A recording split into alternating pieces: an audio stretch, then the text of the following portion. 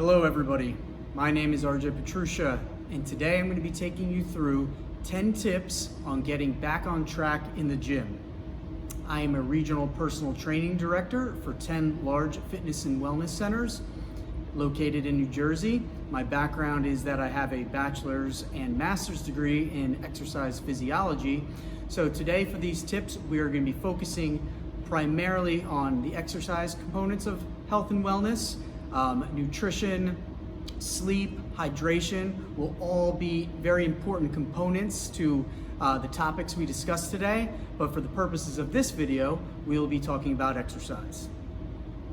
This lockdown has been far more than your typical time off due to a 2-week vacation or a rut in your routine. It's been nearly 6 months. Even if you've found ways to be active at home or exercising outside, there could be major mental and physical issues that you could be going through from the time off from the gym. The purpose of this video is to identify a variety of those issues, and then I will provide you with solutions and strategy to overcome them. So I'm going to be giving you 10 tips plus 2 bonus tips on getting back on track in the gym. So without further ado, let's get into tip number one. Okay, so tip number 1, the issue, low energy levels. The solution, increased cardiovascular endurance. The strategy here is to start engaging in cardiovascular exercise activities. So whether this is going on the treadmill, walking outside, your elliptical, your rower, whatever it might be, my advice would be to start 3 to 5 times per week, focusing on a time duration of 10 to 30 minutes. The most important part is to start slow and gradually progress your time and intensity. Now, over the initial weeks, you'll already start to feel increased energy levels. This will translate into increased energy in anything you do, activities you do, and will be the first step in getting you back on track for your exercise plan. Tip number 2. The issue, decrease in muscle mass. Solution, weight training. So there are very little options outside of the gym for proper resistance training, unless you have a robust gym at home.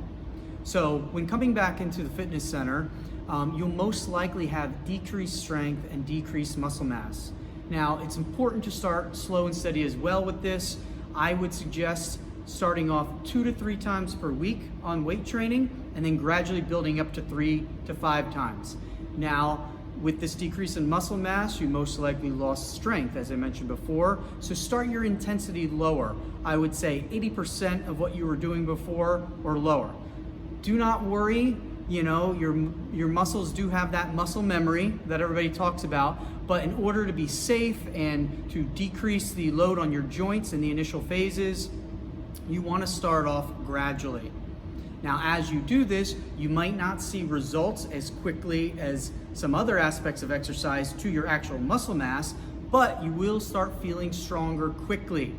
And you could rest assured that as you start to feel stronger, after the next couple weeks, you'll start to see that tone and that muscle mass return.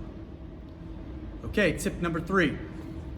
The issue, increased weight gain or increased body fat composition.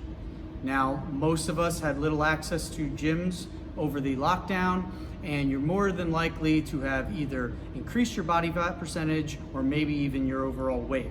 Your body adapts to what it does or what it doesn't do. So if you don't do much, it's going to lose muscle and gain weight, and if you do exercise, it's going to improve your fitness. The solution here is just overall consistency.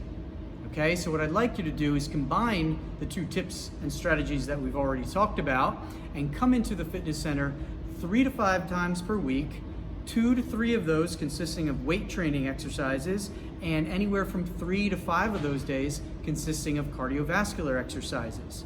Now, this, in conjunction with proper sleep and nutrition and hydration, will gradually either decrease weight or change that body composition.